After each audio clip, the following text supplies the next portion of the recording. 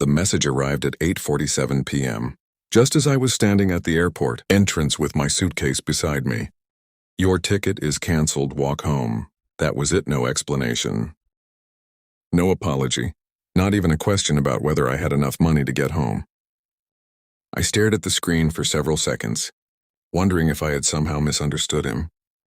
Then I laughed, not because it was funny, because after years of being treated like the least important person in my own family, something inside me had finally stopped being afraid. I typed 2 words.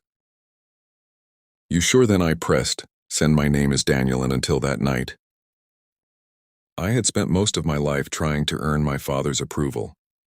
My dad was the kind of man who believed respect came from obedience. If he told you to do something, you did it. If he made a decision, nobody questioned it. My older brother Marcus was his favorite. Marcus could make a mistake and Dad would call it a learning experience. If I made the same mistake, Dad would call me irresponsible. When Marcus wanted a new car, Dad helped him buy one. When I needed money for college, Dad told me to figure it out myself.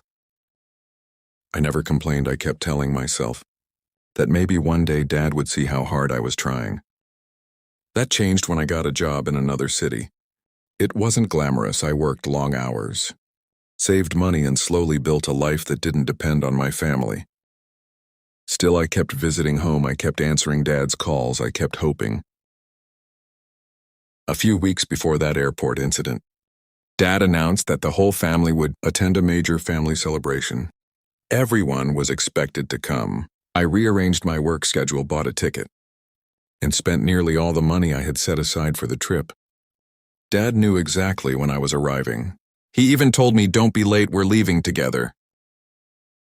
So when I reached the airport and discovered that my ticket had been canceled, I was confused. I called him, he didn't answer. I called again, nothing. Then came the text. Your ticket is canceled, walk home. I checked the airline app. Canceled. I checked my bank account. The refund hadn't appeared yet. I looked outside. It was late, cold, and I was hundreds of miles away from home. For a moment, the old fear returned. I thought about calling my mother, but then I remembered something a few days earlier. Dad had asked me to send him the confirmation number for my flight. At the time, I didn't think anything of it. Now I understood he had canceled the ticket himself. But why, I didn't know. Then my phone rang. It was Marcus. He sounded uncomfortable. Daniel, where are you? At the airport. There was silence. Dad told me, you're not coming. I know. Another pause. Then Marcus said something that made my stomach drop. Dad said you were never supposed to take that flight. What does that mean? I don't know, Marcus. What happened? He sighed. Just come home if you can. I almost laughed again. Come home after Dad had deliberately stranded me. I opened my banking app and saw something I hadn't expected. A large transfer had appeared. It was money from an account I hadn't used in years. My grandfather's old investment account. I had completely forgotten about it, but my grandfather hadn't. Before he died, he had left instructions. That part of his estate was supposed to go to me when I turned 25. I had never received it. I immediately contacted the lawyer who had handled my grandfather's estate. He answered the next morning. After verifying my identity, he told me something that changed everything. The funds were supposed to be transferred to you 6 months ago. They weren't. I know, he replied. Your father contacted our office and claimed you had agreed to let him manage the account. I couldn't speak. Suddenly everything made sense. Dad hadn't canceled my ticket because he wanted to punish me. He had done it because he knew I was about to come home and possibly discover the truth. The lawyer sent me documents. There it was in black and white. My grandfather had left me a substantial inheritance. My father had controlled access to it, and he had never told me. I sat alone in my apartment, reading the documents over and over. For years I had thought Dad didn't believe in me. The truth was worse. He had been keeping me dependent. As long as I struggled financially, I would keep looking to him for approval. As long as I needed him, he could control me. But there was one thing he hadn't expected. I had already learned how to survive without him.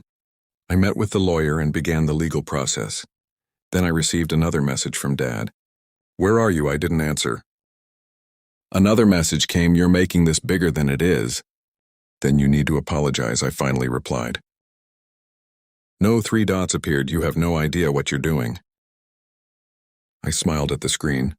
For the first time in my life, I wasn't scared of disappointing him. I wrote back, "I know exactly what I'm doing." The next morning, Dad called. I answered. His voice was different. Not angry, nervous. "Daniel, let's talk." "Okay, you misunderstood what happened." "No, Dad, I understood it perfectly."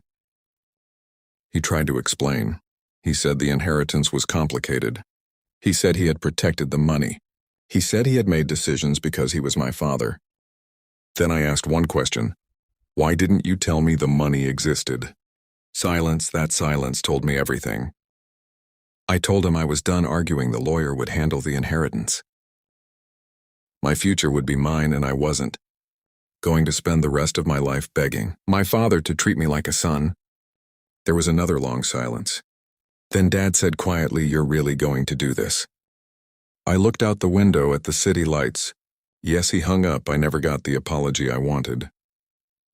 But eventually I realized I didn't need one. The money was returned to me. I used part of it to pay off my debts, invested the rest, and started the small business I had always dreamed about. Months later, I received another message from Dad. "I'm proud of you." I stared at those words for a long time. Once they would have meant everything. Now they meant almost nothing. I replied with a single sentence.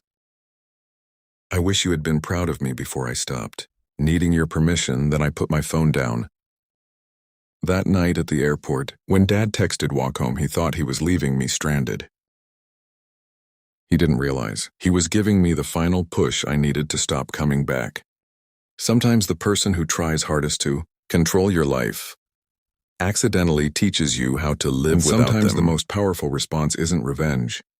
It's simply walking away, building a better life, and realizing that you never needed their permission to begin with.